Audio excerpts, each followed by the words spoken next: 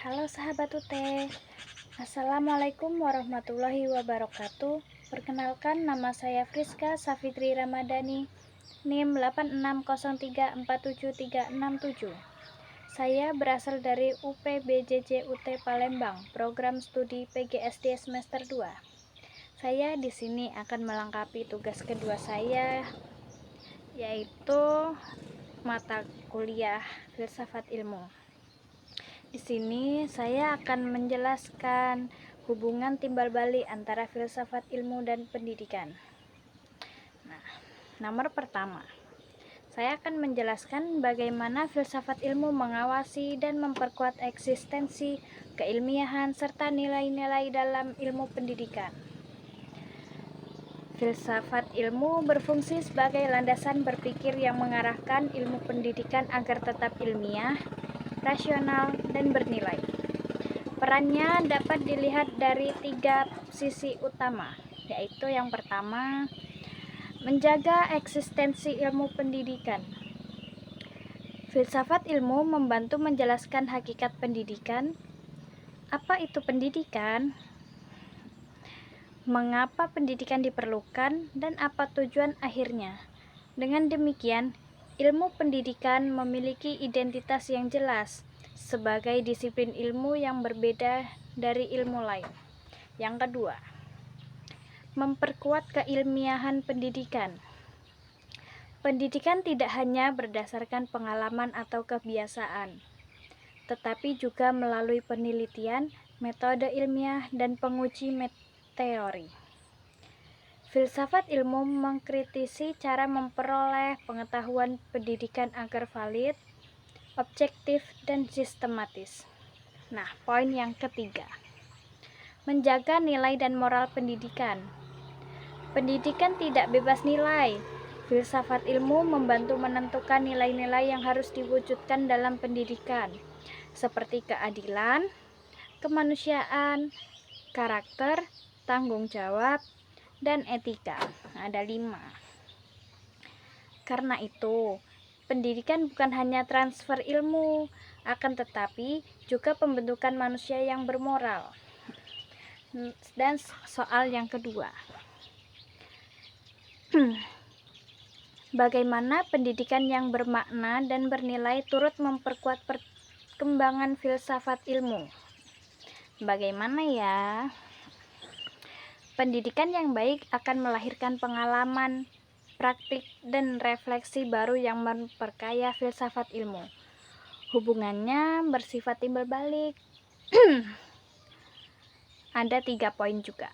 Yang pertama, ketika pendidikan mampu membentuk manusia yang kreatif, kritis, dan berkarakter, maka muncul pertanyaan-pertanyaan filosofis baru tentang manusia, pengetahuan, dan tujuan hidup. Poin yang kedua, praktik pendidikan di masyarakat menjadi bahan refleksi filsafat ilmu untuk mengembangkan teori baru. Nah, poin yang ketiga, perubahan zaman, teknologi, dan budaya dalam dunia pendidikan memaksa filsafat ilmu untuk terus meninjau kembali konsep kebenaran, metode belajar, dan pendidikan. Nah, contohnya, berkembangnya pembelajaran digital dan kecerdasan buatan menimbulkan diskusi filosofis baru tentang etika penggunaan teknologi dalam pendidikan. Nah, soal yang ketiga, mengapa filsafat ilmu dapat disebut sebagai pisau analisis atau ontologi, epistemologi, aksiologi dalam membedah persoalan-persoalan pendidikan? Nah, mengapa filsafat ilmu disebut pisau analisis? Karena mampu mengkaji masalah pendidikan secara mendalam melalui 3 pendekatan utama, yaitu yang pertama, ontologi. Ontologi membahas hakikat atau apa yang dipelajari. Dalam pendidikan, ontologi mempertanyakan, yang pertama, apa hakikat peserta didik? Yang kedua, apa hakikat belajar? Dan yang ketiga, Apakah pendidikan hanya transfer pengetahuan atau pembentukan manusia? Contohnya, perdebatan apakah siswa dipandang sebagai objek pembelajaran atau subjek aktif belajar. Yang kedua, epistemologi. Epistemologi membahas cara memperoleh pengetahuan. Dalam pendidikan, ada 3 poin juga. Yang pertama, bagaimana siswa memperoleh ilmu. Yang kedua, metode pembelajaran apa yang paling valid. Yang tiga, bagaimana kebenaran yang diuji. Contohnya, penggunaan metode diskusi, eksperimen, atau pembelajaran berbasis proyek untuk meningkatkan pemahaman siswa. Nah, yang ketiga, aksiologi.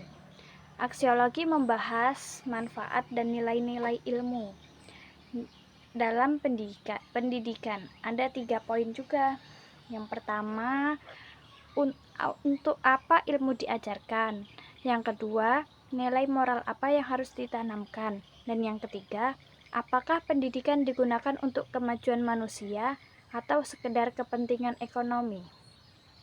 Contohnya, pendidikan karakter diterapkan agar ilmu tidak disalahgunakan, karena mampu mengurai persoalan dari aspek hakikat, metode, dan nilai. Filsafat ilmu menjadi alat analisis yang sangat penting dalam dunia pendidikan. Nah, masuk ke soal yang keempat. Contoh konkret penerapan filsafat ilmu dalam praktik pendidikan. Misalnya, dalam kebijakan, kurikulum, atau proses pembelajaran. Nah, contoh konkret penerapan filsafat ilmu dalam praktik pendidikan ada 5 poin. Yang pertama, dalam kebijakan pendidikan. Kurikulum Merdeka menekankan pembelajaran yang berpusat pada peserta didik. Ini didasarkan pada pandangan filosofis bahwa siswa adalah subjek aktif yang memiliki potensi unik. Poin yang kedua, dalam kurikulum. Pendidikan karakter dimasukkan ke dalam kurikulum karena pendidikan dipandang tidak hanya mengembangkan kecerdasan intelektual, tetapi juga moral dan sosial. Poin yang ketiga, dalam proses pembelajaran. Guru menggunakan metode diskusi dan problem solving karena secara epistemologis, pengetahuan dianggap lebih bermakna jika siswa menemukan sendiri melalui pengalaman belajar. Poin yang keempat, dalam evaluasi pendidikan. Penilaian tidak hanya berdasarkan hasil ujian, tetapi juga sikap, keterampilan, kreativitas, dan kerjasama. Ini menunjukkan bahwa pendidikan memiliki dimensi aksiologis dan humanistik. Poin yang kelima, dalam penggunaan teknologi pendidikan.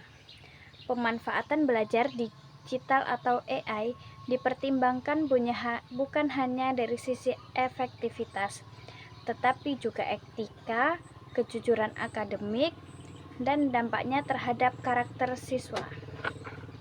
Nah, kesimpulannya, filsafat ilmu memberikan dasar berpikir yang mendalam bagi ilmu pendidikan melalui ontologi, epistemologi, dan aksiologi.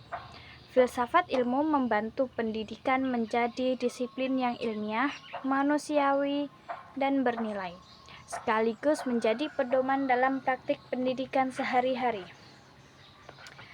Nah, itu tadi hubungan timbal balik antara filsafat ilmu dan pendidikan yang dapat saya jelaskan.